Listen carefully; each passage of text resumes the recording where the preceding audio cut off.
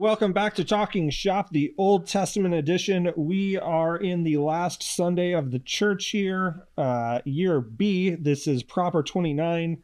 We are in Isaiah 51, verses 4 through 6. Bob, give us a 10-second pitch of why we should preach the Old Testament this week. At the last Sunday of the church year, it's really important that people know that God is capable of delivering them, even though it's hard in the wait. It's hard to wait in this world. God, he did it for Abraham and Sarah. He did it for the people of God in Babylon. He can do it for you. He is a mighty deliverer because he delivers us by his strong right hand, by that hand which we know and see what Jesus did with his arms and his hands stretched out on the cross, where we were vindicated and we were able to be saved in that moment so we can make it to heaven too. It's a great text for the last Sunday of the church here. Awesome. Let's get after it, and God bless you preaching. I'm alone in every way, yet I'm still welcome in the arms of the King. Hey, welcome back. We are in Isaiah 51, verses 4 through 6. Bob, would you give us some context, help us get our bearings where we are at today? It's the last Sunday of the church year where people who are waiting, we're waiting for the Lord to come and deliver us. Well, in our text today, God's people are waiting for deliverance out of Babylon, and God brings this word of hope. He brings a word of comfort. This is in the section of comfort, and we know that he will deliver us by his strong arm. And so that connects us to what Jesus did with his strong arms on the cross and his resurrection. All right, give us the broader context of why we need the not just Isaiah 51, but everything that comes around Isaiah. Oh yeah, for sure. Yeah, give us that context. This isn't a unit of Isaiah where it's chapters 40 to 55, and this is all about comfort and it's all about consolation. It's addressing those people who are remnants in Babylon, and so they're sitting around waiting. When is the Lord going to do this? And so we need to, in order to preach this text, because it's only 3 verses, we need to grab from its context. So grab from Isaiah 40, comfort, comfort my people, says your God. And then certainly, chapter 53 is inside this unit. So we're going to want to grab from there too. It's that great suffering servant song that everybody loves. But what anchors it for us is this experience of what's happening to God's people. Meaning, don't start preaching at verse 4. Start preaching at verse 1. Okay. Because in verse 1, that's where you get that comfort angle. Look to the rock from which you have been cut, literally chiseled out. And then it starts talking about Abraham and Sarah. And he's bringing up Abraham and Sarah because, like God's people in Babylon now, which is Ur of the Chaldees, God brought Abraham and Sarah out of Ur of the Chaldees and brought them to the land. He's going to do the same for you. He's going to bring you out of Ur as well, out of Babylonia. And the same promise that he kept for Abraham and Sarah is the same promise that he kept for you. And we as the church, we wait as exiles, and he's going to do the same for you. Well, we even jumped into how we're going to preach it. Awesome. Sorry. Yeah, no, excited. Yes, that's good stuff. All right, so let's talk about verse 4. Yeah, good. Give attention to me, my people, and give ear to me, my nations. For a law will go out from me, and I will set my justice for a light to the peoples. Yeah. Anything that sticks out in the Hebrew you think is a better translation than what we have in the English? I think when you're working with the Hebrew, anytime that you have personal pronouns attached to very similar words, you need to know that those are in construct with each other. And it's not just a synonym, right? People and nation is not just synonymous. It's trying to develop an idea, and you have to figure that out. I'm not going to tell you how to figure that out, but I think that that's something that you're going to want to try and understand. Why does he say my people, or how is it that you translated it? You were fun with that. My Logos exegetical guide had my paternal uncle, my paternal kin, the family on my dad's side. That is so funny. Yeah, it's accurate, but really, Yeah. So digging into that can likely yield something. Maybe you have a great paternal uncle story that you can share or something. So there's a contrast between, or at the very least, a distinction between my people Yeah. and my nation. Yeah, for sure. He's not being redundant. He's using different words there, and he's making a difference and distinction there. Yeah, and if I were to put my dollars to my donuts, I would say it's because he's trying to talk about the idea of restoration. Okay. That he will restore these people and he will restore the nation, because that was their trouble. Their nation was destroyed, their people were displaced. Okay. And so that's probably how I would handle it. Sam, what do you think? Yeah, I was more focused on the difference between attention and ear, and so give attention to me and then give ear to me. There are some times where you can give someone attention, but you're not necessarily listening. You're looking at them just to kind of appease them.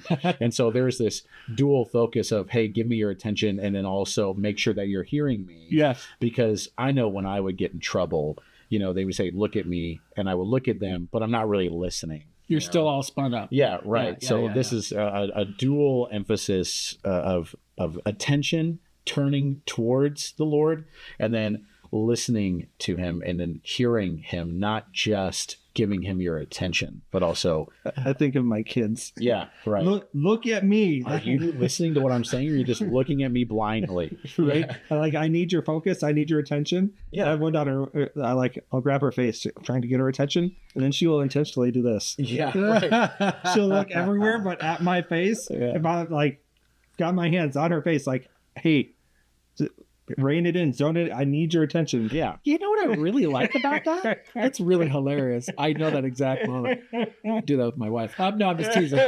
Sorry, babe, I love you. What I really like about what you guys just said there is he's saying listen or hearken, if you want to go Old Testament style.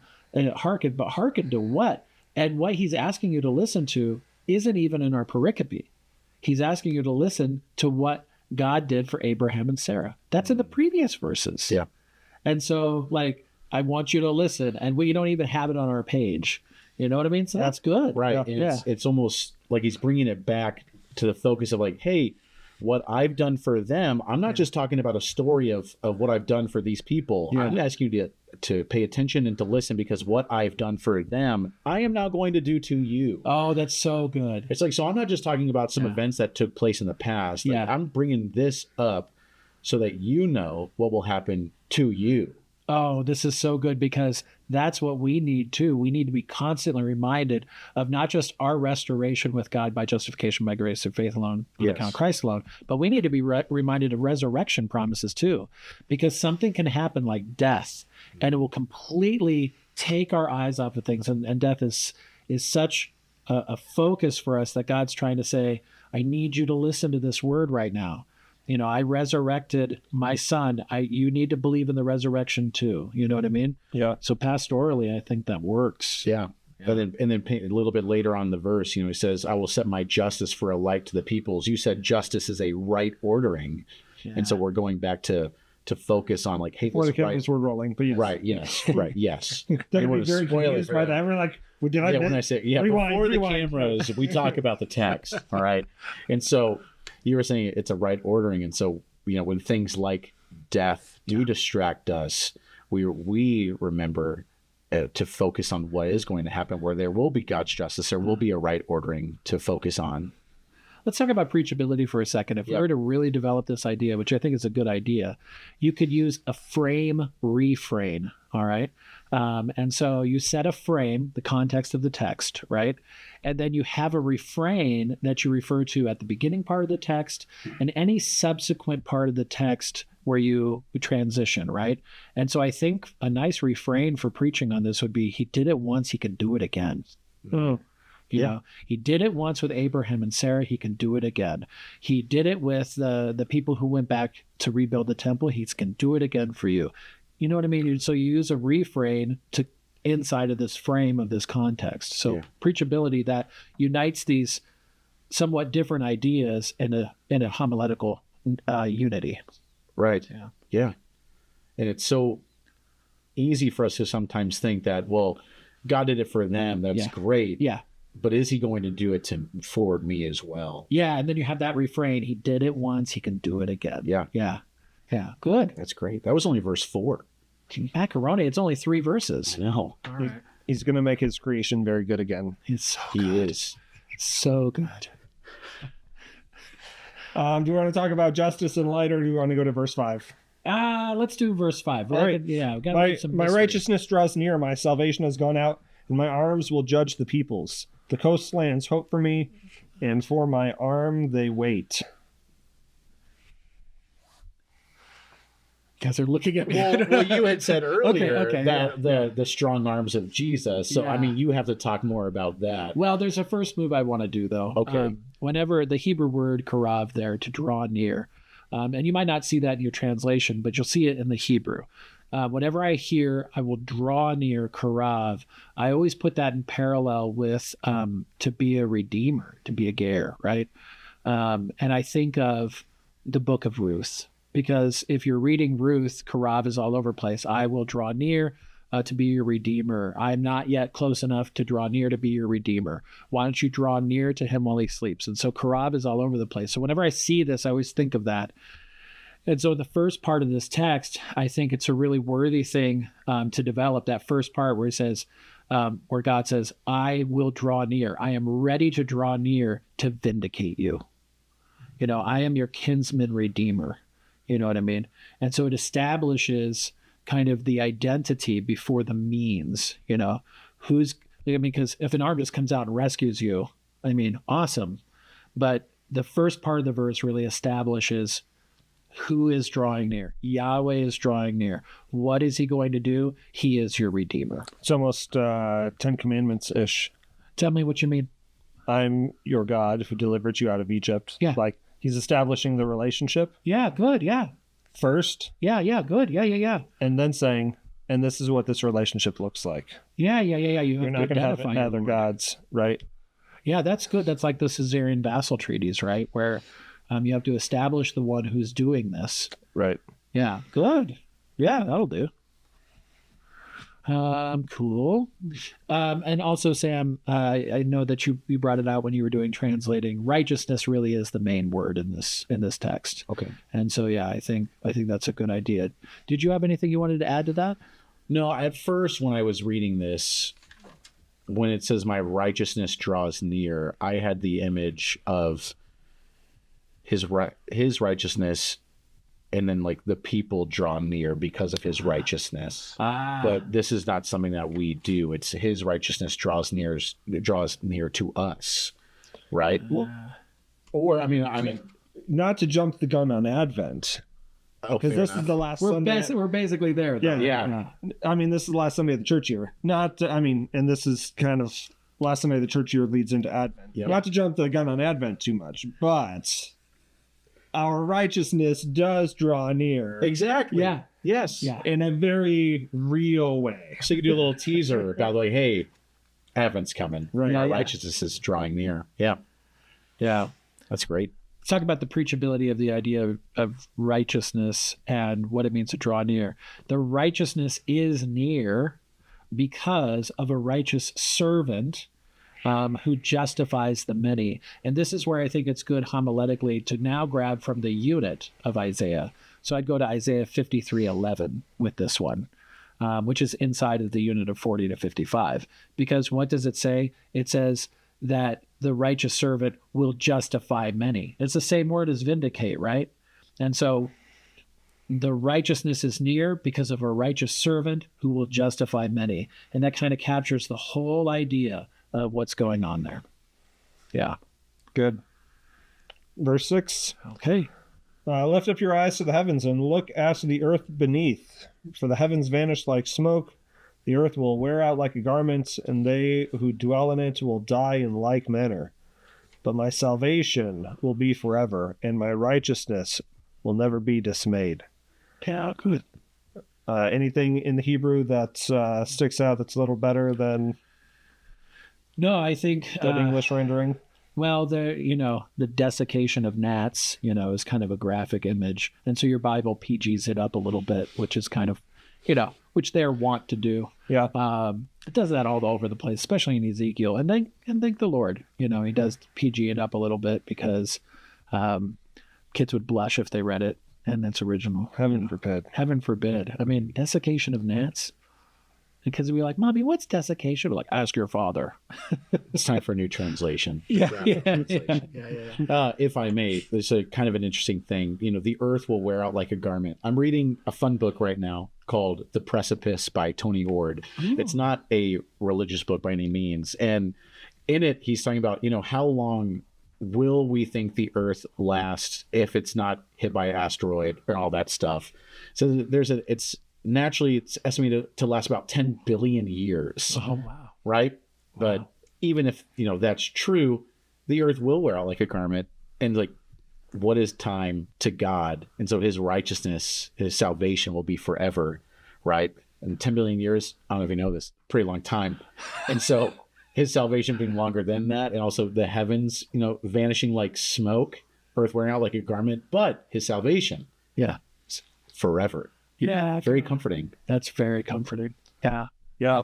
When we've been there like 10 billion years. Yeah. Bright shining as the sun. That'd be a really good song. Are you singing that? Yeah. You should write that down. Yeah. I think that's going to be a hit, man. That's awesome. Yeah, that's sick. We're going to have like no less days to sing his praise than like now you're just showing off. Okay. Now this he's is like when we first began. Now he's just chugging in front of our face. That's awesome. Okay. Verse 6, he is a light to the world. And this is the idea here is that all people, whether they're great or they're small, they'll be shocked what true victory is because they're so used to what the world does for true victory and what it means. But now he's saying, don't put your trust in Babylon, all their pomp and all their circumstance. Put your trust by what he alone can accomplish by his righteous arm, through his suffering servant, through what he can deliver by his arms. And I would say if there's a second point of development in the sermon, aside from righteousness, which would be enough, but now we've been introduced to the righteous one, the righteous suffering servant, the Redeemer. Since you've established that idea, now you can really show the means by which you will be delivered, and it will be by his arm. And so you really want to develop that point. My vindication comes from the arms of Yahweh. Does that make sense? Yeah. Oh, that was kind of a big point. Good. That was great. Is that done? Sorry, it was. It's not good as Amazing Grace, but.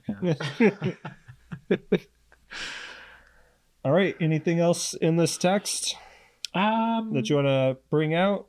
Isaiah preaching it.